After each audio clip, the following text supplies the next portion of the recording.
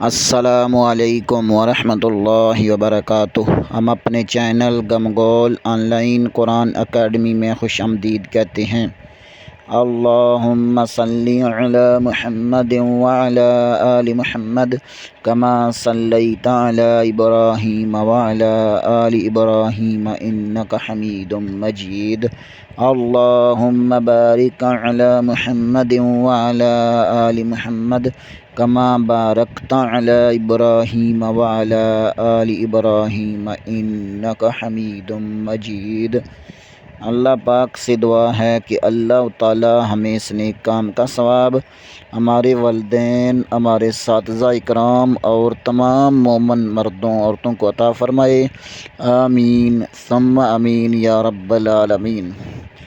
اعوذ باللہ من الشیطان الرجیم، بسم اللہ الرحمن الرحیم۔ آؤ تجوید سیکھیں کے سبق میں آج ہم تختی نمبر 2 کے ضروری قواعد جانیں گے۔ کل ہم تختی نمبر 2 کو مکمل کر چکے ہیں، لیکن اس کے جو ضروری قواعد ہیں وہ آج بیان کریں گے۔ سب سے پہلے مرکب کی تعریف۔ دو یا دو سے زیادہ حروف مل کر ایک مرکب بنتا ہے۔ مرکب حروف کو مفرد حروف کی طرح الگ الگ پڑھیں۔ اس سبق میں بھی تلفظ کی ادائیگی کا خاص خیال رکھتے ہوئے معروف یعنی عربی لہجے میں پڑھیں۔ جب دو یا اس سے زیادہ حروف ملا کر لکھے جاتے ہیں تو ان کی شکل بدل جاتی ہے۔